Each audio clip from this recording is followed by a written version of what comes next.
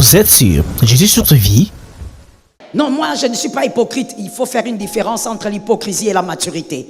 La maturité, c'est apprendre à vivre avec les gens et à ne pas être impoli.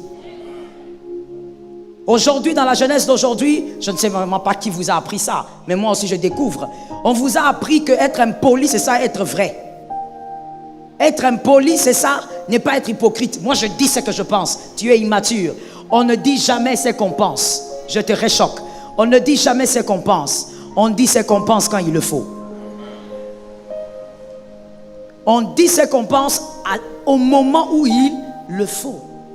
Mais l'immaturité va dire, ah, moi quand j'ai mes émotions, je m'exprime. Oui, ton corps a grandi, mais ton âme n'a jamais grandi. Tu t'es arrêté à 15 ans. Que Jésus délivre quelqu'un. Tu t'es arrêté à 16 ans. Que Jésus délivre quelqu'un. Voilà pourquoi le Christ a voulu que l'église locale existe. L'église locale, que ça soit un lieu où les frères se frottent pour grandir. Non, non, non, moi je n'aime pas aller à l'église, mais parce que tu es immature et tu ne lis pas la Bible. Non, moi à l'église, quand j'y vais, je n'aime pas servir, mais parce que tu es immature, pas vivre avec toi. Tu es insupportable.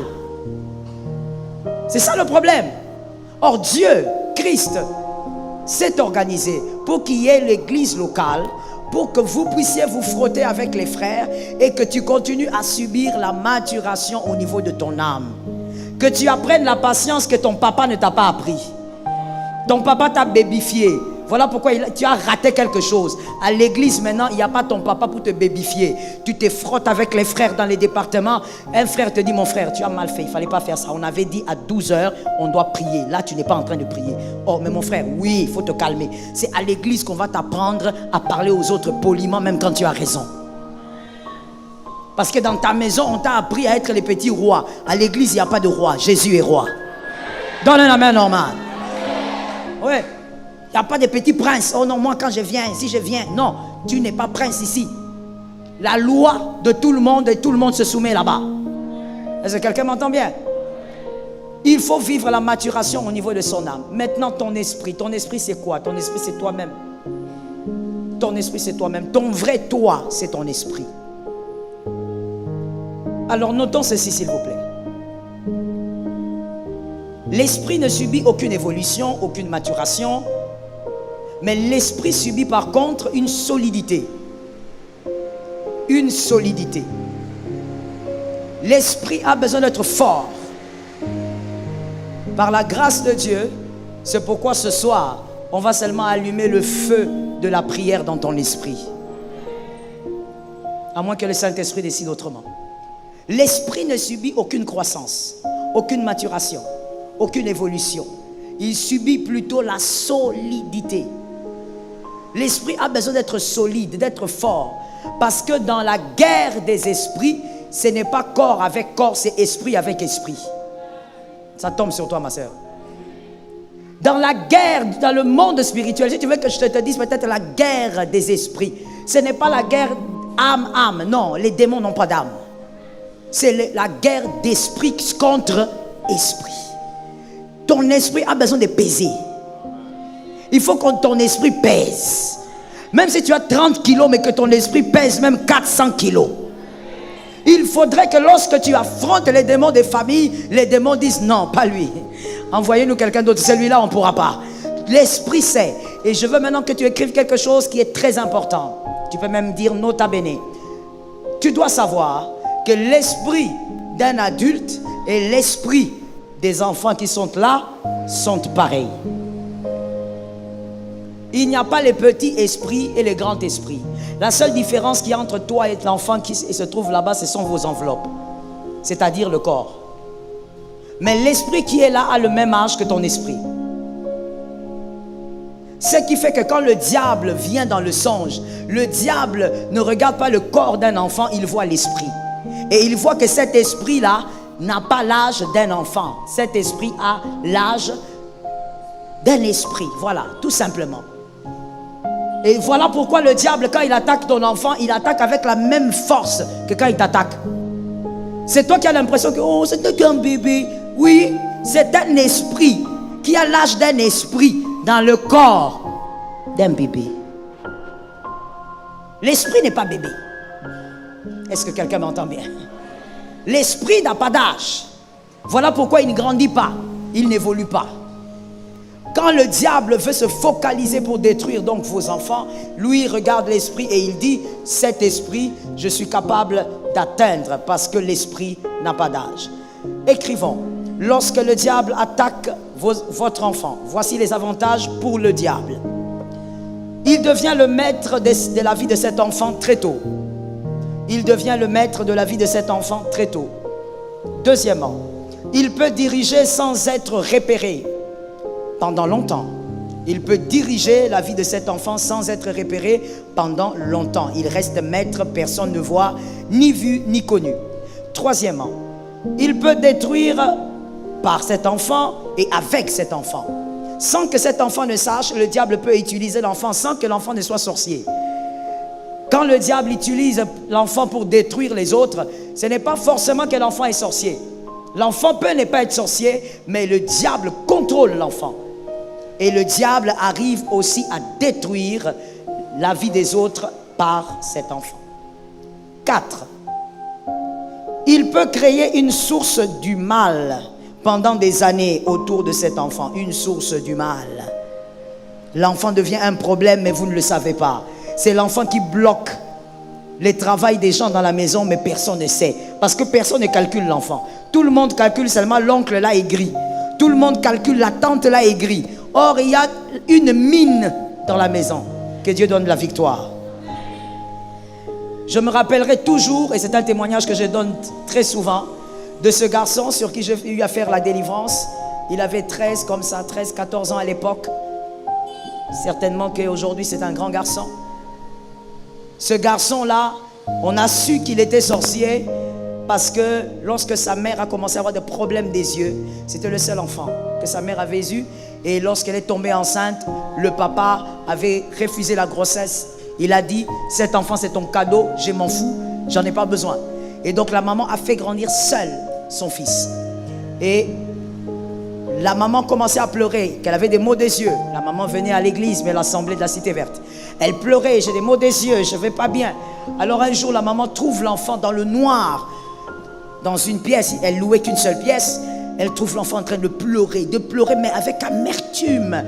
Vous savez, comme quand vous avez perdu un proche, quand vous pleurez avec amertume, ça veut dire le cœur pleure. Et la maman regarde, dit, mais c'est quoi? Pourquoi tu es si triste? Tellement qu'elle a grandi qu'avec son fils. Elle dit, mais qu'est-ce qu'il y a? Dis-moi, c'est quoi? L'enfant n'arrivait pas à parler. L'enfant commençait maintenant à pousser des cris. La maman me dit, mais c'est pas possible. Qui t'a fait quoi? Ne me fais pas ça, je veux me mettre aussi à pleurer.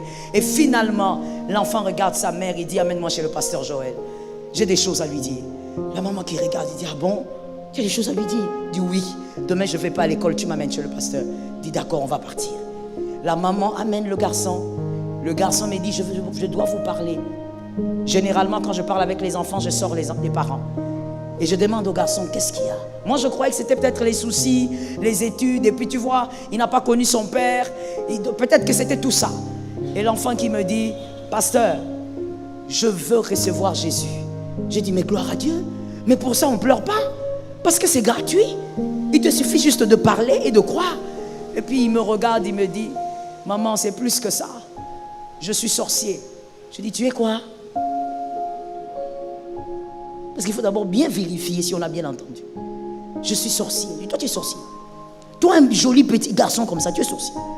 Il dit, je suis sorcier. On m'a donné cette sorcellerie dans un songe. J'ai vu mon arrière-grand-mère. J'ai dit, ton arrière-grand-mère?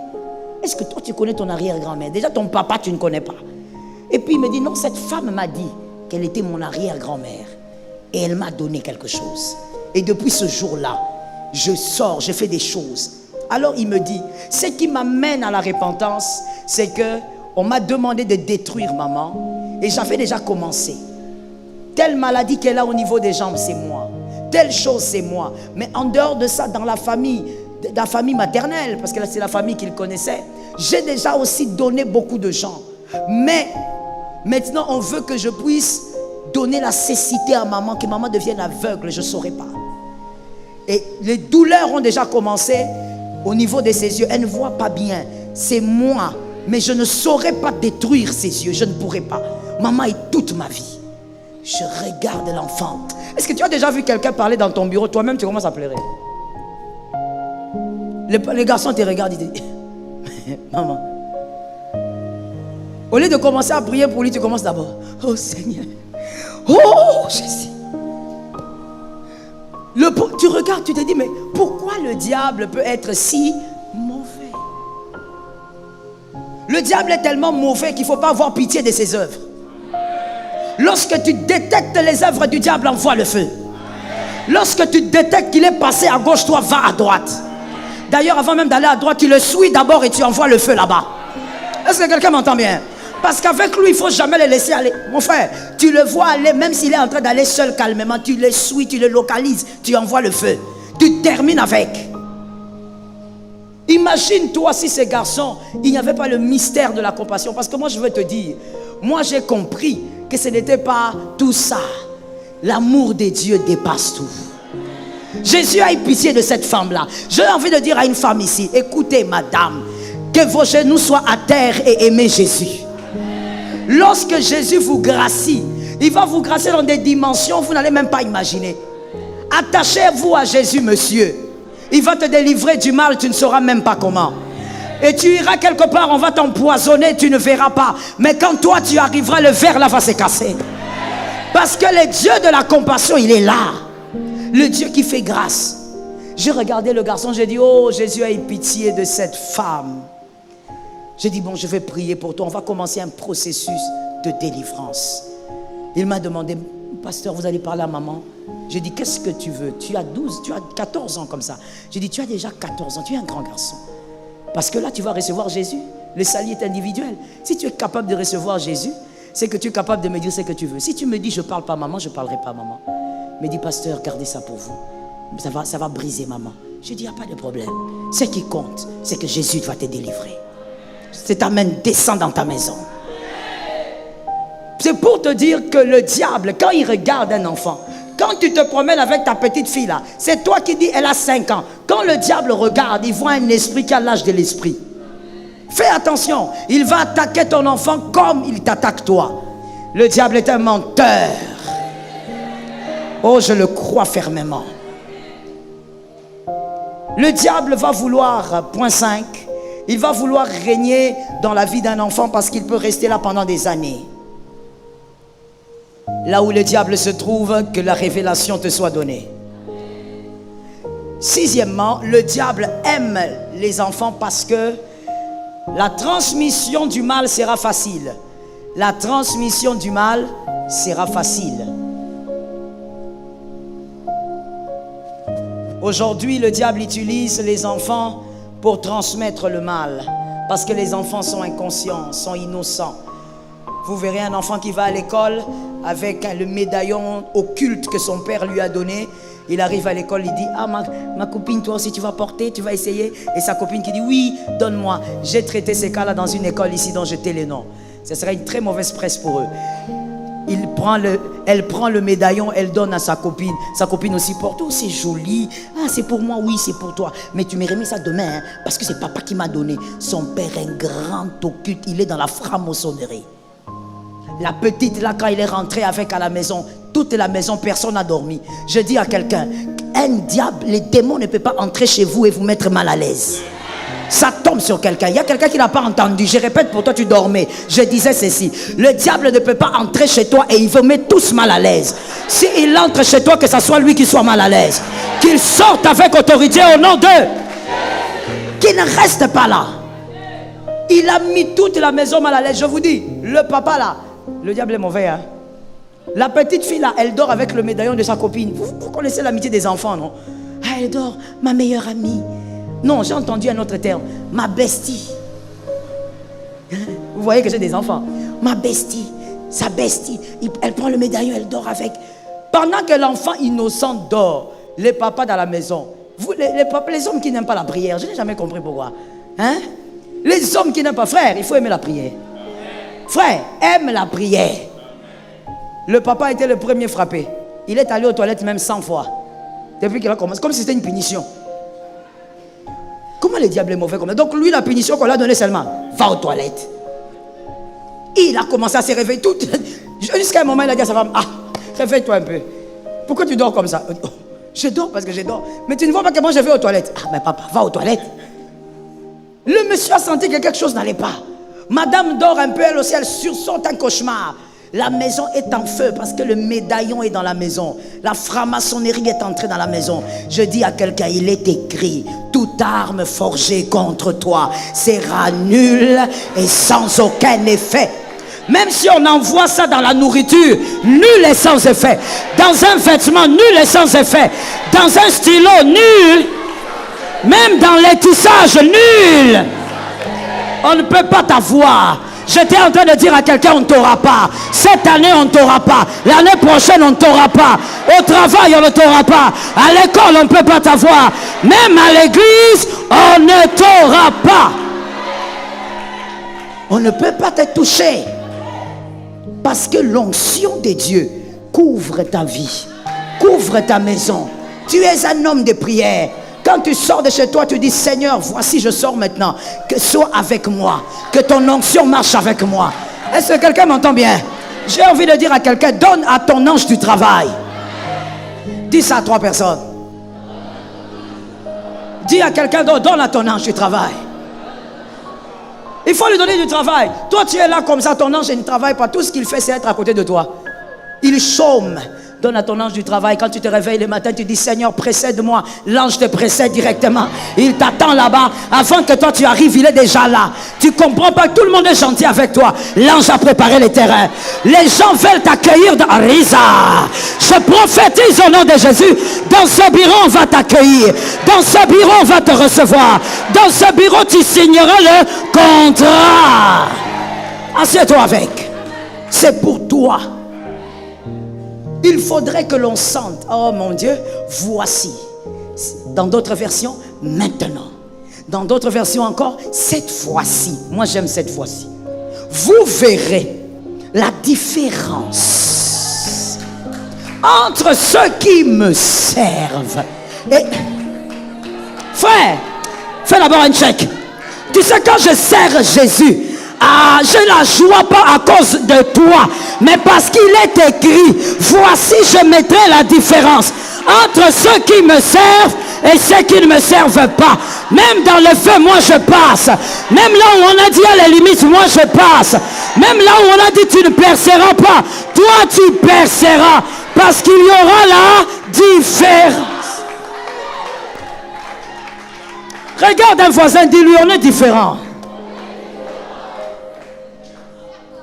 La différence doit se voir. Si la différence ne se voit, je dis à quelqu'un quelque chose. Est-ce que je parle à un homme intelligent? Est-ce que je peux expliquer quelque chose à une femme intelligente? Si ton enfant ressemble au voisin, c'est difficile.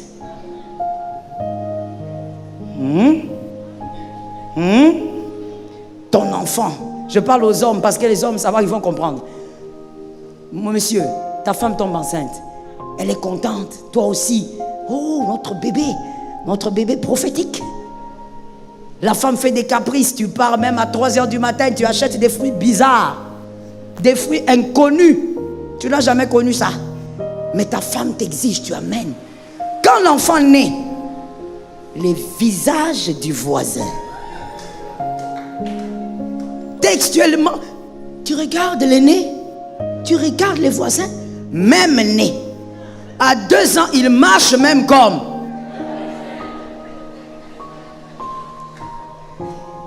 Il faut qu'il y ait. Ta vie ne peut pas être comme un païen. Ta vie ne peut pas être comme la vie d'un païen. Tu ne peux pas manquer l'argent comme un païen. Tu ne peux pas manquer la santé comme un païen. Tu ne peux pas être tout le temps malade comme un païen. Voilà pourquoi quand le corps ne va pas, moi je dis au corps, tu es obligé d'aller bien. Parce qu'il y aura une différence entre mon corps et le corps d'un païen. Il faut qu'il y ait la différence. S'il n'y a pas la différence, on va croire que je suis l'enfant de... Oh, moi je suis l'enfant de... On ne peut pas avoir des similitudes, non. Les païens ont leur vie. Nous, les enfants de Dieu, et on doit voir la différence. On doit voir la différence entre tes enfants et les enfants de ceux qui ne prient pas. On doit voir la différence. La manière dont Dieu est en train de de faire grâce à leur vie. On doit voir la différence. Laisse-moi introduire ceci avant de clôturer pour ce soir. Les songes les plus fréquents révélant une sémence diabolique placée dans la vie d'un adulte ou même dans la vie d'un enfant. Mais très souvent, c'est dans la vie des adultes. Si vous voyez l'un de ces songes, comprenez qu'il y a un mal. Vous devez réagir avec vitesse. Notons Matthieu 13, 24. Matthieu 13, 24. Matthieu 13, 24, c'est une écriture assez bouleversante.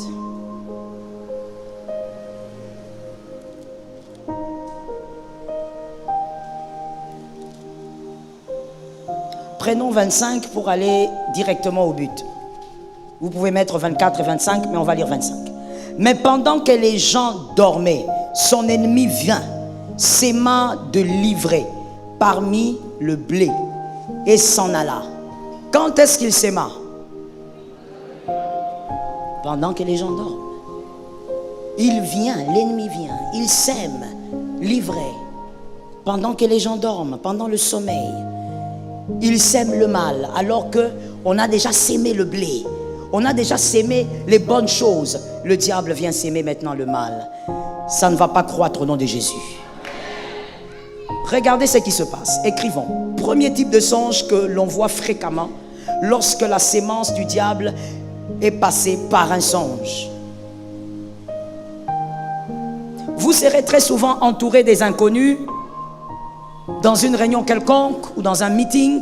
Mais vous allez vous voir, je dis c'est fréquemment. Je ne dis pas que c'est une fois, tu as fait ce songe une fois par mois ou une fois par trimestre. Je parle de la fréquence, la régularité. Vous vous verrez au milieu des gens que vous ne connaissez pas. Très souvent, vous êtes avec eux, mais vous ne les connaissez pas et vous êtes toujours en réunion. Et généralement, d'ailleurs, dans cette réunion, ce n'est pas vous qui parlez. Ce sont les autres qui parlent. Vous ne parlez pas. Mais vous ne connaissez pas ces gens. Que l'Éternel te donne la victoire. Deuxième type de rêve, vous verrez. On vous donne un fruit et on vous exige de manger ce fruit. Le fruit, généralement, quand on voit dans un songe, les fruits sont des images très positives. Très positives. Mais attention, lorsque le fruit porte ces deux images, ça devient dangereux.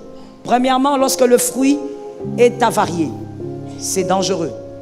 Il y a une signification qui est cachée derrière. Par rapport à votre propre vie, il faut la prière. Ou encore lorsqu'on te donne un fruit, mais on te dit mange. Alors là, ce n'est pas une sorcellerie, mais seulement on veut placer une sémence en toi qui va t'imposer les humiliations dans la vie. Tu dois vaincre au nom de Jésus. Voilà pourquoi je disais que ton esprit doit peser.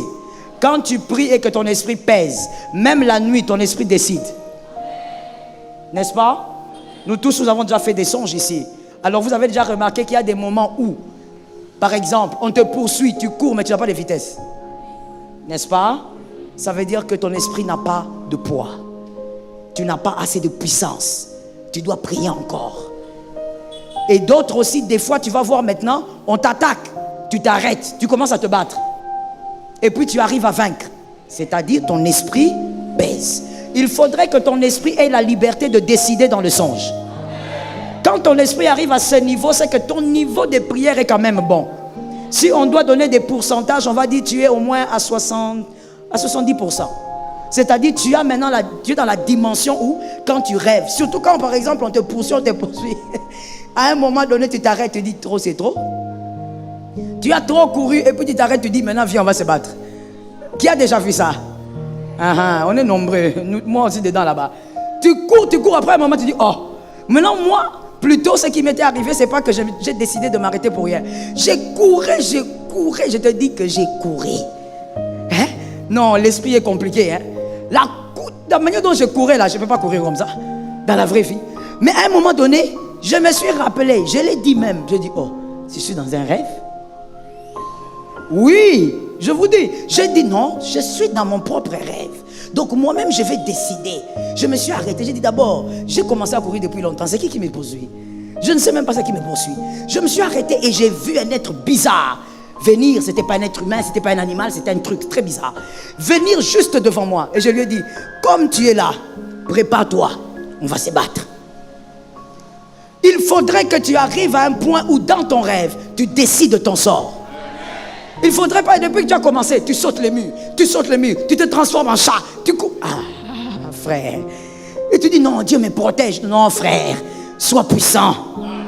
Oh, je dis, sois puissant. Troisièmement, vous allez remarquer les rêves les plus fréquents. Vous verrez quelqu'un porter vos vêtements.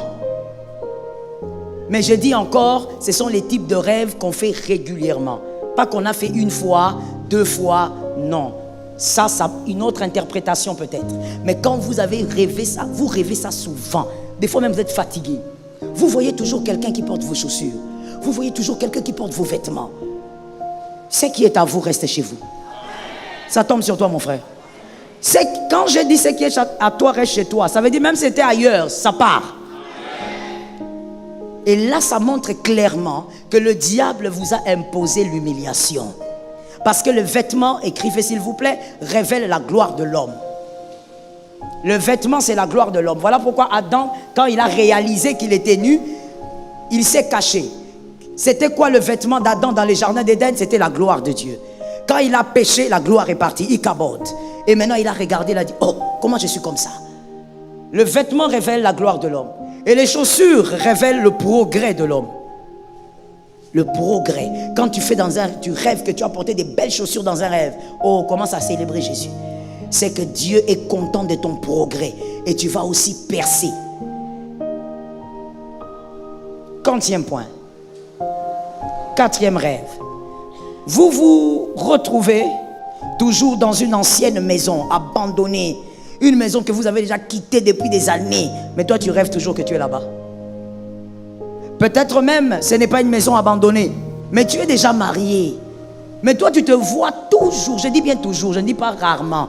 Je ne dis pas le fait que tes parents te manquent. Tu peux rêver que tu es chez eux quand tu es nouvellement marié. Mais toi, ça fait, je ne sais pas, 15 ans que tu es marié. Mais tu es toujours dans la maison familiale, en train de travailler, en train de causer, en train de préparer. Tu te vois toujours dans une ancienne maison. Si tu es là, tout à l'heure là, personne ne priera pour toi. Toi-même, tu sors. Le diable t'a imposé une sémence d'humiliation. Tu avanceras. Tu feras quelques pas, mais à un moment donné, le diable va t'arrêter. Et dans un domaine de ta vie, il y aura la honte. Cela n'arrivera pas. Cela ne peut pas avoir lieu. Je dis à quelqu'un ceci, que tu dois écrire et retenir, l'enseigner à tes enfants si possible. Ce que tu as quitté doit rester dans le passé. Ce que tu as quitté ne doit pas te poursuivre toute la vie. Ça ressemble à des ex aigris. Un ex, on l'appelle déjà ex, mais il te poursuit. Je demande aux femmes de donner un amen. Tu as entendu l'amen des femmes là? Elles sont terribles ces femmes. Le gars là t'a déjà quitté, mais tu le suis. Ses publications, tu connais. Tu es là en train de regarder. Il est allé où? Ma soeur, vous vous êtes déjà quitté. Laisse les garçons d'autrui là tranquille. Ah, la fille là même, elle n'est même pas jolie. Ah. Le mariage n'est pas une question de beauté. C'est une question d'autorité. C'est celle qui a l'autorité qui entre dans le foyer d'un homme. Ah, je te réchoque madame, hein? Mademoiselle, ça fait mal, hein? C'est celle qui a l'autorité qui entre dans la maison de l'homme. Celle qui a l'autorité, à qui on donnera l'anneau. Le mariage n'est pas une affaire de beauté. Tu peux être très belle, mais tu resteras l'ex de plusieurs. Alors, je donne un conseil gratuit à certaines filles célibataires. Arrête d'être l'ex là qui suit tout le temps. Reste un peu dans le passé. Ce qu'il y a eu entre vous deux, ce n'était pas un contrat. Ce n'était pas un contrat. Vous n'avez pas signé de documents. C'est fini, ma soeur, passe ton chemin. Non, non, la fille là qu'elle a choisie, là, la fille là, c'est elle qu'on a choisie. La douleur de ne pas être choisie. Les filles la savent, les filles qui sont là savent. La douleur de ne pas être choisi. Ça veut dire toi-même tu commences à trouver les défauts dans les corps d'autrui. Elle a un petit nez. Mais c'est joli. Toi tu veux quoi? Oh non, ça ne matche pas. Qu'est-ce qui matche? Toi si tu matchais, tu allais être là, non? Écoutez, lorsqu'une chose passe, laissez ça passer. Est-ce que quelqu'un m'entend? Lorsque vous vous voyez dans des anciennes maisons, dans des lieux où vous étiez il y a 10 ans, mais toi tu te vois là. Je donne encore un exemple plus courant aussi, que plusieurs personnes ont eu à me raconter. Et vraiment plusieurs, dans tous les continents pratiquement. Tu es licencié. Mais comment tu es toujours en bleu-blanc pour nous ici à Kinshasa? Tu es toujours en bleu-blanc comment? Comment tu fais toujours des rêves où tu es à l'école primaire? Et c'est régulier. Tu es toujours à l'école. Mais tu as déjà fini. Tu as déjà peut-être un master ou je ne sais pas. Mais pourquoi tu es toujours en bleu-blanc? Sors de cette condition. Vis ta vie actuelle au nom de Jésus. Je suis d'accord avec toi. Écris avec moi. Nous sommes en train déjà de chuter. Note bien. Sur la terre, il y a 3 catégories de choses et de personnes. 3 catégories. La première catégorie, ce sont les éternels. Entre parenthèses, les Élie. Élie comme Élie le prophète. Les éternels. Deuxième catégorie, les temporaires. Entre parenthèses, les Lot. Lot, neveu d'Abraham. Troisième catégorie, il y a les alliés de la destinée. Ce sont les Naomi. Naomi et Ruth. 3 catégories. Des personnes et des choses. Première, on avait dit les éternels. Deuxième. Troisième. Première catégorie, on a dit les éternels, on a donné l'exemple de Élie. Vous vous rappelez que quand Jésus s'est transfiguré, sur la montagne, il y avait Jésus, Élie et Moïse. C'est-à-dire, les éternels sont les personnes avec qui vous êtes sur terre, vous êtes vous 2 enfants de Dieu, et vous irez au ciel ensemble. Est-ce que quelqu'un m'entend? Quand je dis aller au ciel ensemble, ça ne veut pas dire que vous allez vous tenir la main, non. Ça veut dire qu'au ciel, vous allez vous retrouver. Ce sont des personnes avec qui le parcours ne s'arrête pas sur terre. Jusque là-bas, on est ensemble. Travaille de manière à ce que tes enfants, ça soit jusque là-bas. C'est tombé sur ceux qui sont responsables. Avec tes enfants, que ça soit jusqu'à... Il ne faudrait pas que tu sois au ciel, ton enfant brûle en enfer. C'est un échec. Jusqu'au ciel. Il y a des personnes comme ça sur la terre. Tu l'as rencontré ou même tu ne l'as pas rencontré, mais vous allez vous rencontrer au ciel. Est-ce que quelqu'un m'entend? Ce sont les frères de l'éternité. Est-ce qu'il y a un frère de l'éternité ici? Est-ce qu'il y a un frère qui entrera au ciel ici? Ok. Et deuxième catégorie, c'était? Entre parenthèses, les Lot.